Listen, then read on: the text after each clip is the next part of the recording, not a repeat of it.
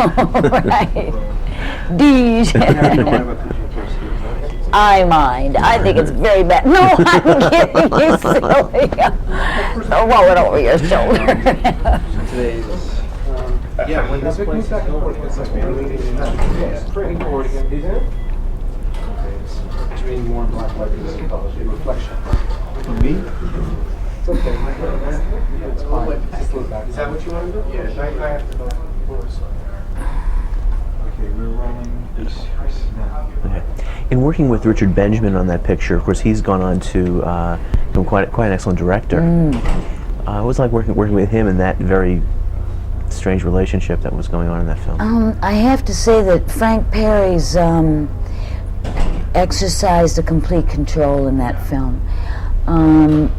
He almost demanded that we all isolate ourselves one from the other.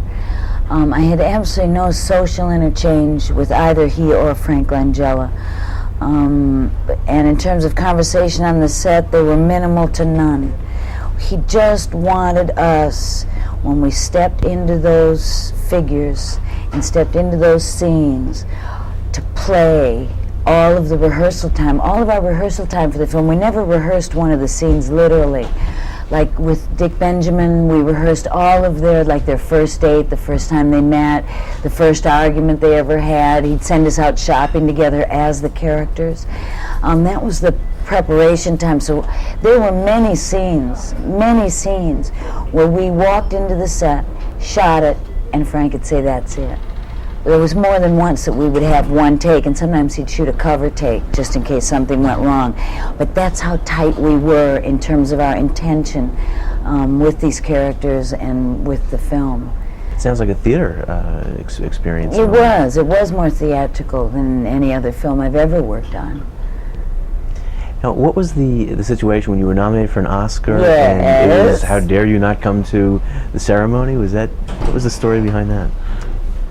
I think the biggest disappointment, or the most, the curiosity that I created was, how could someone come to such recognition and not be interested in grabbing up the next and the next and the next project and really submerge themselves in that success. But my two answers for that is, one, it was my mistake not to speak out about my choice. And my choice was quite simply, after having put myself through college, I went to LA. I was working all the time, either doing, Diary of a Mad Housewife, I went to 30 cities in 32 days on a publicity tour. My work effort was so intense that I had never had a moment of falling in love. And I was doing a play in LA right after Diary opened, and my son's dad, Neil Young, left a note backstage and said, "Give me a call." And we went out for 2 or 3 months, and he had just bought a ranch in Northern California. And he said, "Why don't you come up and spend some time?" Well, that sounded good to me. Number one, I needed the rest. Number two, I felt more at home there, you have to understand, than LA, because I came from a town, a little tiny town. And it felt very normal to me. There was cattle, I had a garden, quiet, peaceful, no television. I'd never been to television. It just seemed normal to me. Then we decided to be parents. Then my son was born, and I took a look at that and went, "Whoa, this is a human being we've got here. Now I'm really responsible for something heavy. Thank you, Dad. Okay, I'll take it from here." And one day became 6 years, literally. I just submerged myself. Zeke also had some physical problems, a motor control with his hand and his right leg that needed some work, and I went to Stanford University in Palo Alto for 2 years. Went to night school and some day classes, studying physical therapy, studying play therapy, how to work with him as an infant, all in the guise of play.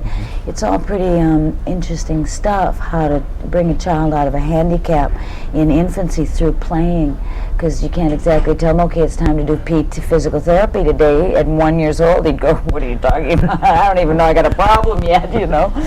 So it overwhelmed me with enthusiasm to understand and to do the work.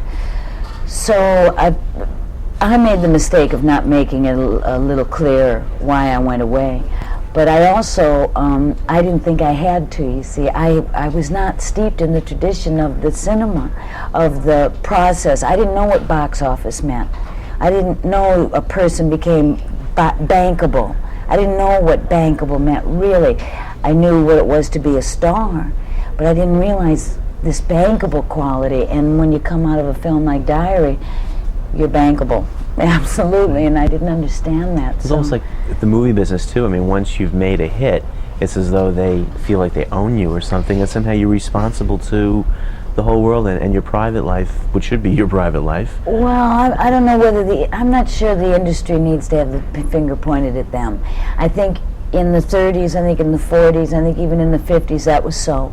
Marilyn Monroe is a classic example of that, with people living with her and guiding her every movement, her every day, all devoted to the image. I don't think that was quite the case in my time, but I think actors superimpose that upon themselves, that I can't have a relationship because I have to be a star. I have to date many different guys so I can be seen as this sort of single career woman, aspiring actress figure. I think actors, quite frankly, impose that upon themselves from the past. And I think they sort of enjoyed that sort of, Universal Studios created an aura around actors. I remember at Warner Brothers when we did that film in Reading, Pennsylvania, it was hot. It was really hot in Reading, Pennsylvania, my Lord, and everybody was so hot. And there I had this fabulous trailer with all the air conditioning, and I knew no other way to, during the day, everyone had open access to that trailer. If they just got too hot, the sound guy who had to sit all day to come in and cool off, you know. Universal didn't like that business. They didn't like that. I literally had people come and say, Carrie, we don't think it's such a great idea that you're inviting the crew in. And I thought they were talking about something sexual. I said, you mean like I shouldn't have the guys in my trailer? They said, no, it's not that. It's just better if you didn't. Well, what it is it's better that I maintain an image of separation from the working class. And you see, I never had that concept, especially after theater, you know, where when you're in Tech Week for a play, I don't care if you're Gielgud, you stand in your place until they get their spot set. And that's the way it is. And during Tech Week, there was always one evening devoted to the tech, a tech night and a tech week. Costumes, lighting, you go through it slowly. It has nothing to do with the actor. So I'm grateful for that experience to have kept me sane. Mm-hmm. But more importantly, it made me a kind of rebel in that first year and a half until Diary came. So that all of that added to, I think, the industry seeing me as different than the typical girl who comes to Hollywood to be a star. Because I never came to Hollywood to be a star. It's kind of an exciting period, the late 60s, early 70s, because the industry was really changing from the really very traditional type of picture to the youth-oriented, or however you want to, the Easy Rider generation. Yeah, as a matter of fact, the first film offered to me after Diary was Panic in Needle Park, and I looked at that and went, oh! No, I don't want to tell that story. No, I don't want to be a part of that. I mean, yeah, it was definitely the beginning of a new era of filmmaking.